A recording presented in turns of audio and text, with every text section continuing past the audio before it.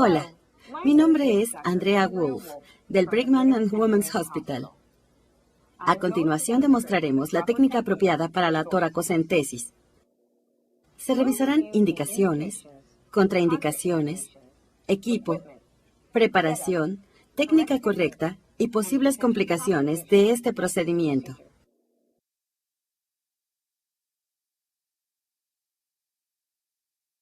Las indicaciones para toracocentesis incluyen análisis del líquido de derrame pleural y tratamiento del derrame pleural.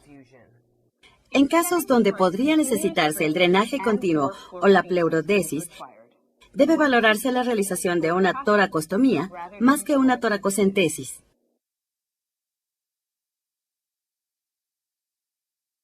Existen varias contraindicaciones absolutas y relativas para la realización de toracocentesis, las cuales deben investigarse durante la anamnesis y la exploración física del paciente.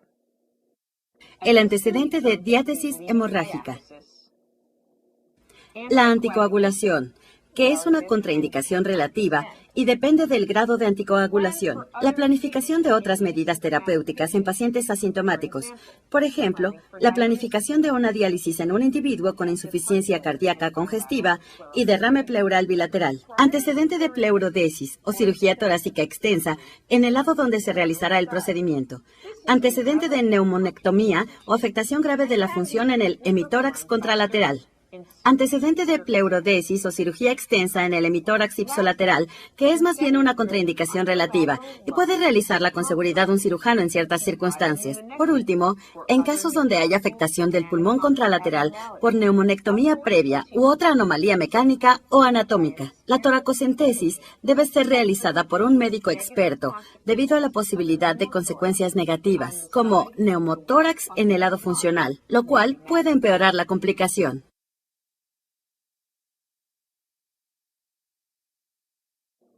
La pared torácica está formada por piel, tejido subcutáneo, musculatura intercostal, costillas y pleura parietal. Los vasos y los nervios intercostales transcurren sobre el borde inferior de cada costilla. Cuando se realiza la toracocentesis, se introduce una aguja a través del espacio intercostal hacia la cavidad pleural. Se introduce la aguja sobre el borde superior de la costilla para evitar la lesión del paquete vasculonervioso intercostal. El líquido se extrae de la cavidad pleural con cuidado de no lesionar el parénquima y de no introducir aire a la cavidad pleural.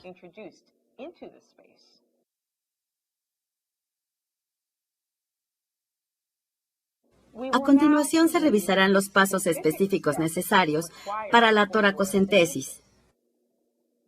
Es importante detectar los factores que podrían indicar una toracocentesis difícil.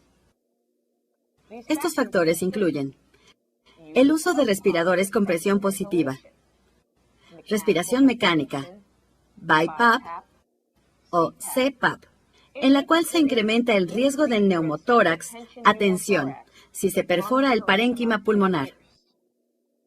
Debe evitarse la punción en sitios con celulitis o con otras lesiones cutáneas para reducir el riesgo de dar acceso a infecciones a la cavidad pleural.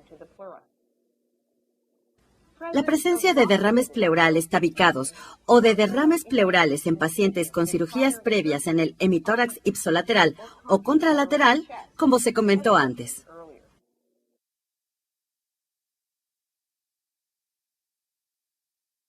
Es importante contar con todo el equipo necesario antes de intentar la toracocentesis.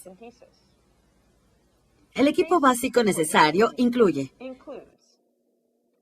un cojín y una mesa para que el paciente se apoye en ellas, oxímetro de pulso para la vigilancia de la saturación de oxígeno y de la frecuencia cardíaca, una fuente de oxígeno y el sistema de suministro, como catéter nasal o mascarilla, guantes estériles, solución antiséptica con alcohol, clorhexidina o yodo, un aplicador o gasa para colocar el antiséptico, campos estériles, un equipo con 4 o 5 campos estériles, Lidocaína simple al 1%. 2 jeringas de 10 centímetros cúbicos. Jeringa de 30 o de 60 centímetros cúbicos. Aguja corta de calibre 27 o 25. Aguja de calibre 22 larga, por ejemplo de 5 centímetros. Hoja de bisturí del 11 con su mango, aguja de calibre 14. Hoja de bisturí del 11 con su mango. Aguja de calibre 14. Catéter de calibre 18 sobre una aguja guía que puede conectarse a través de una llave de 3 vías. Un sistema de tubos de alta presión. 2 botellas de 1 litro de capacidad selladas al vacío. Varias gasas estériles, por ejemplo, gasas cuadradas de 5 por 5 centímetros.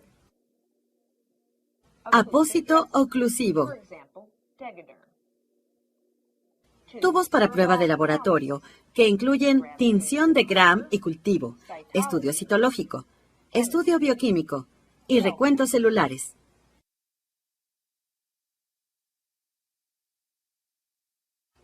En la preparación de la toracocentesis, se llevan a cabo los siguientes pasos antes de realizar el procedimiento. Se realiza exploración física y se revisan las radiografías del paciente. Si existe duda de si el líquido se encuentra atabicado, se solicita CT de tórax o radiografías torácicas en decúbito con el pulmón enfermo en posición inferior para confirmar el desplazamiento del líquido. Se confirma que el recuento plaquetario del paciente se encuentra por arriba de 50.000 y que no hay alteración importante del tiempo parcial de tromboplastina, el tiempo de protombina y la razón internacional normalizada. Lo ideal es suspender los anticoagulantes antes del procedimiento. Por ejemplo, al menos 6 horas para el caso de heparina intravenosa o 24 horas para la heparina de bajo peso molecular. Sin embargo, la anticoagulación es una contraindicación relativa y deben compararse los riesgos con las alternativas, como antagonizar la anticoagulación o retrasar la toracocentesis.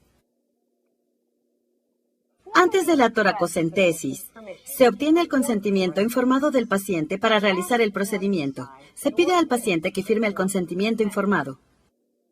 Se explican los riesgos del procedimiento durante el proceso de consentimiento informado, dando al paciente la oportunidad de que realice preguntas. Debe contarse con un asistente, ya sea enfermera, asistente médico o personal técnico, para ayudar con la vigilancia del paciente y para la manipulación de los contenedores de líquido de drenaje. En particular, si se espera que se extraigan volúmenes elevados. Considérese el uso de guía ecográfica, si ésta se halla disponible, la cual permitirá detectar tabicaciones u otras dificultades para la realización de una toracocentesis sencilla y también puede utilizarse para marcar el mejor sitio para el acceso, a fin de obtener el drenaje máximo. Una vez que se ha decidido que la toracocentesis está indicada y se cuenta con las pruebas de laboratorio y los estudios radiográficos apropiados, así como con el consentimiento informado, se pide al paciente que use una bata hospitalaria con la abertura en la espalda para exponer la cara posterior del tórax. Si es posible, se coloca al sujeto en posición sentada con la mesa a la altura del tórax, enfrente. El paciente puede apoyarse sobre un cojín colocado de manera adecuada sobre la mesa, al frente, para ampliar los espacios intercostales posteriores. Se coloca el oxímetro en el dedo del sujeto para la vigilancia continua de la frecuencia cardíaca y de la saturación de oxígeno. Se explora nuevamente la cara posterior del tórax con percusión para identificar la zona de matidez y con auscultación para verificar la ausencia de ruidos respiratorios.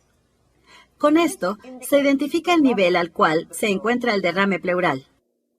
Se confirma el sitio donde se planea realizar el procedimiento con la exploración del paciente y con la revisión de las radiografías torácicas. Se elige un punto ubicado a 2 espacios intercostales por debajo de este nivel, a 5 o 10 centímetros por fuera de la columna vertebral, permaneciendo por debajo del surco costofrénico, pero no por debajo del 9º espacio intercostal. La punción del espacio intercostal debe realizarse justo por arriba del borde costal para evitar la lesión del paquete vasculonervioso intercostal.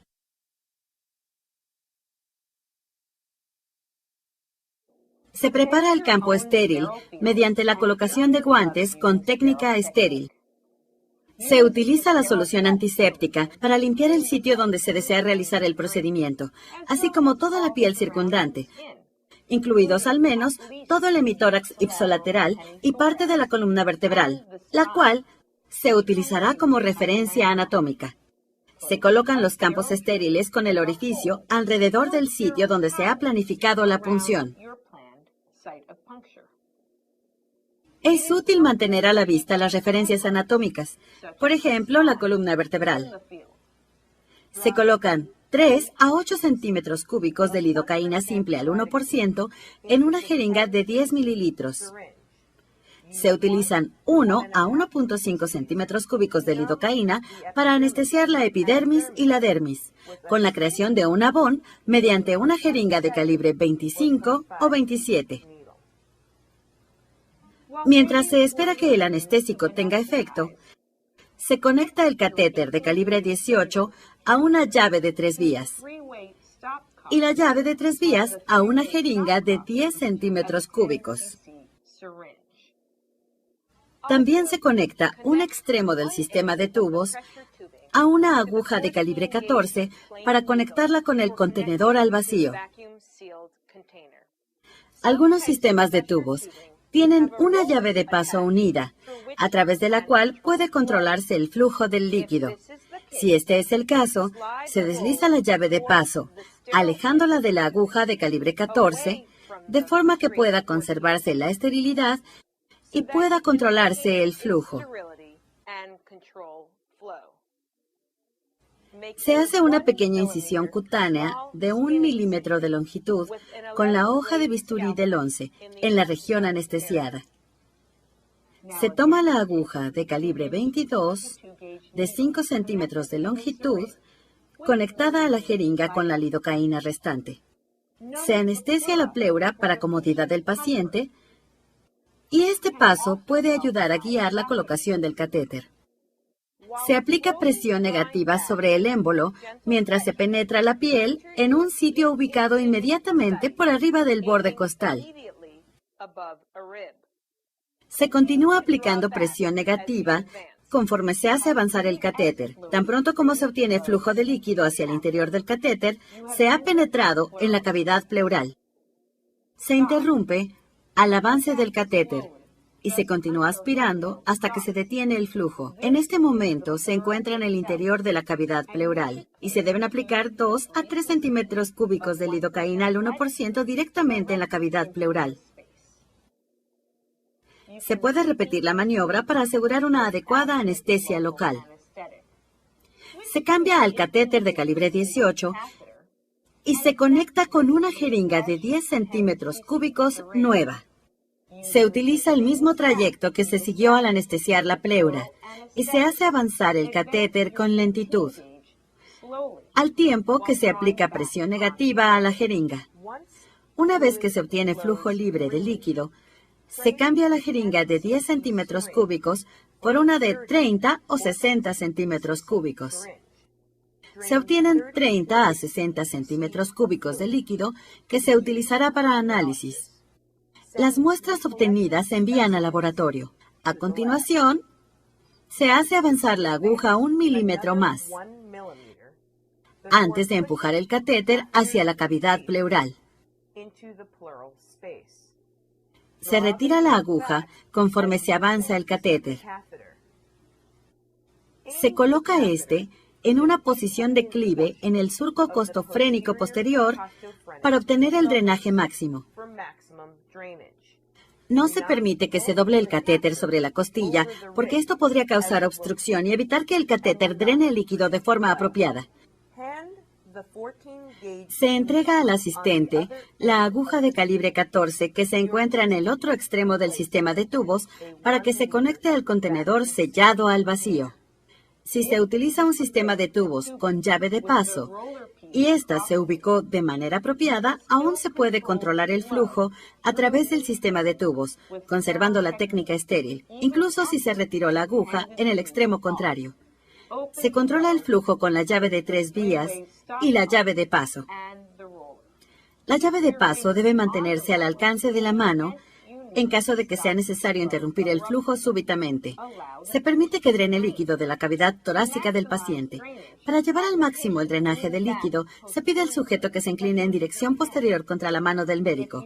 Si se observa que salen burbujas a través del sistema de tubos, se utiliza la llave de paso para detener el flujo. Se verifican todas las conexiones y se intenta de nuevo. Si persiste la salida de burbujas de aire, se intercambian los contenedores, siempre con interrupción del flujo mientras queda expuesto el sistema de tubos al ambiente, para evitar la instalación de un neumotórax. Si aún persiste la aparición de burbujas, se interrumpe el procedimiento y se obtiene una radiografía de tórax para descartar neumotórax. Una vez que el flujo se ha detenido, puede percibirse la sensación de que el catéter ha quedado presionado contra la pared torácica o el pulmón. No se continúa el drenaje por periodos prolongados una vez que se considera que el líquido ha sido drenado. Incluso los catéteres blandos pueden inducir lesión del parénquima pulmonar. Para drenar líquido adicional, se cambia de posición al paciente, colocándolo aún más inclinado en dirección posterior. Si esto tiene éxito, puede repetirse el cambio de posición del enfermo. Sin embargo, si ya no se obtiene más líquido, el drenaje habrá concluido. En la mayor parte de los casos, el derrame pleural es de color pajizo. Sin embargo, el color puede variar desde muy claro hasta hemorrágico. En el caso de hallar un derrame hemorrágico inesperado, debe asegurarse que se tuvo acceso apropiado a la cavidad pleural y que el líquido no significa una lesión hemorrágica relacionada con el procedimiento. Cuando se ha completado el procedimiento, se cierra la llave de paso. Se pide al paciente que realice una inspiración profunda y se realiza la maniobra de Valsalva. Ha de tenerse preparado un apósito oclusivo y gasa estéril para su colocación conforme se retire la aguja del sitio de punción. Se obtiene una radiografía de tórax para valorar que el drenaje sea adecuado y para descartar un posible neumotórax. Los neumotórax pequeños pueden tratarse con vigilancia estrecha, oxígeno complementario y radiografías seriadas. Los neumotórax grandes, en expansión o sintomáticos, pueden necesitar toracostomía. El tratamiento del neumotórax rebasa los objetivos de este video.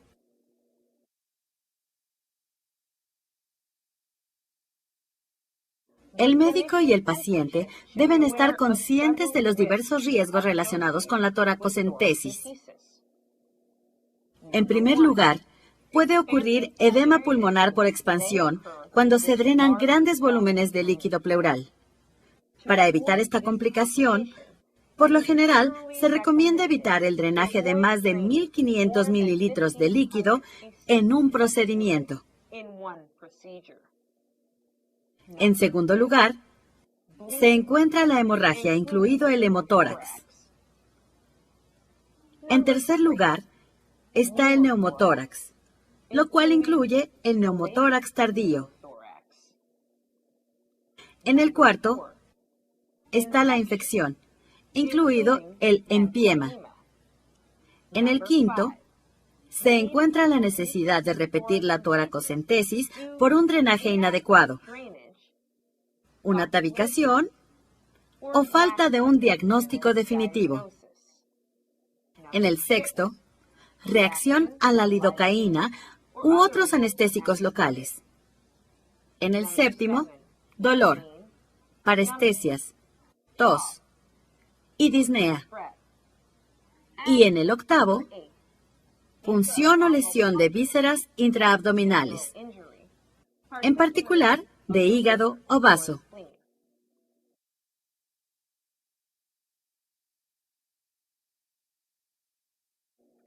En resumen, los pasos críticos para la toracocentesis son los siguientes. Detectar en la anamnesis y la exploración física los datos que pueden predecir una toracocentesis difícil. Se prepara el equipo. Se coloca al paciente en la posición apropiada. Se prepara el sitio de la forma habitual con técnica estéril.